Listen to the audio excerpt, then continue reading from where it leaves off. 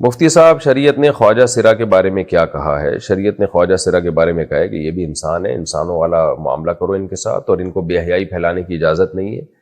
ان کو بھی ملازمتیں دینی چاہیے تاکہ یہ جائز طریقے سے، حلال طریقے سے کما سکیں. اور اگر کسی کو ملازمت نہیں مل رہی ہے تو اس کی ذمہ داری پھر اس کے رشتہ داروں پر ہے. یہ جو جن کے ہاں خواجہ سرا پیدا ہوتا ہے، لاکھوں میں کوئی ایک ہوتے ہیں جن کا ہوتا ہے، تو وہ اٹھا کے فوراً جو اپنے بچے کو گھر سے باہر نکال دیتے ہیں، یہ غلط ہے، ناجائز ہے. تو اس کو اپنی اولاد ہی کی طرح ٹریٹ کرنا ہے.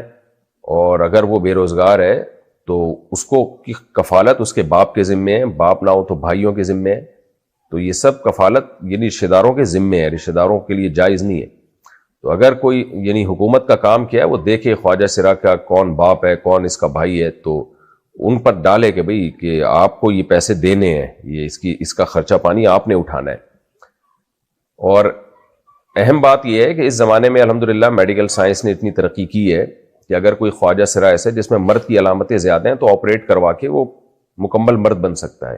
اور اگر کسی میں عورت کی علامتیں زیادہ ہیں تو مکمل آپریشن کروا کے عورت بن سکتی ہے.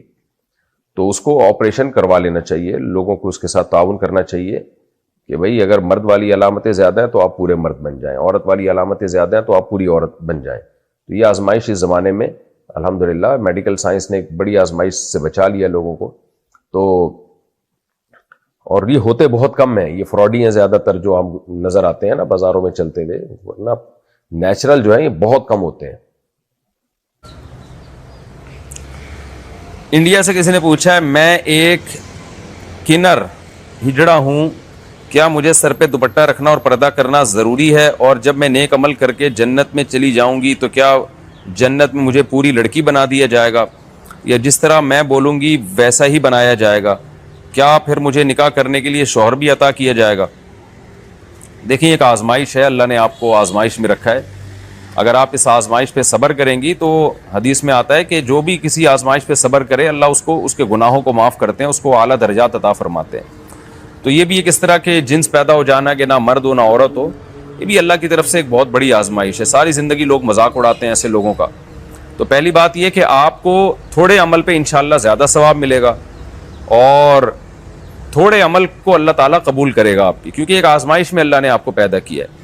باقی دیکھیں، یہ جو جتنے بھی مخنث لوگ ہوتے ہیں، جو نہ مرد ہوتے ہیں نہ عورت ہوتے ہیں، ان میں ایسا نہیں ہوتا کہ بالکل ہی یعنی مرد اور عورت کے درمیان کی کوئی نسل ہو. زیادہ تر ایسا ہوتا ہے کہ یا تو مردانہ علامتیں زیادہ ہوتی ہیں یا عورت والی علامتیں زیادہ ہوتی ہیں. تو شریعت یہ کہتی ہے کہ جس میں مرد والی علامتیں زیادہ ہیں، تو مرد والی علامتیں زیادہ ہوں، یا آپ ڈاکٹر سے پوچھ لیں، وہ آپ کو بتا دے گا کہ آپ میں میل کی علامات زیادہ ہیں یا فیمیل کی علامات زیادہ ہیں. تو جس میں مرد کی علامتیں زیادہ ہوں اس کو مرد ہی سمجھا جاتا ہے شریعت میں، اور جس میں عورت کی علامتیں زیادہ ہوں اس کو عورت سمجھا جاتا ہے. تو یہ آپ ڈاکٹر آپ کو بتا دیں گے کہ آپ میں میل والی علامتیں زیادہ ہیں یا فیمیل والی. تو اگر فیمیل والی علامتیں زیادہ ہیں تو آپ کو سارے احکام فیمیل کی طرح ہیں، آپ نے پردہ بھی کرنا ہے، وراثت کا بھی جو ہے وہ لڑکیوں والا حصہ ملے گا. اور اگر میل کی علامتیں آپ کے اندر زیادہ ہیں تو پھر آپ مرد ہیں، پھر آپ پہ پردہ کرنا فرض نہیں ہے. اور جنت میں بھی اسی حساب سے فیصلہ ہوگا. جس میں مردانہ علامتیں زیادہ ہیں تو ظاہر ہے جو دنیا میں مرد ہیں آخرت میں مرد ہوں گے، جو دنیا میں عورتیں آخرت میں عورتیں ہی ہوں گی. یہ کہنا کہ جی مجھے وہاں جو دل چاہے گا میں وہ بنا دی جاؤں گی، تو اگر عورت والی علامتیں زیادہ ہیں پھر آپ عورت ہیں، تو پھر اللہ عورت ہی بنائے گا آپ کو. اور وہاں عورت کی خواہش نہیں ہوگی کہ مجھے مرد بنا دیا جائے، نہ مرد کی خواہش ہوگی کہ عورت بنا دیا جائے. وہاں سب کو سب کچھ نعمتیں اتنی مل جائیں گی، سب اس میں خوش ہوں گے. تو رہا مسئلہ پردہ کرنے کا، تو میں نے بتایا اگر فیمیل والی علامتیں ہیں تو آپ پردہ کریں، میل والی علامتیں زیادہ ہیں تو پھر اصل یہی ہے کہ آپ پہ پردہ فرض نہیں ہے.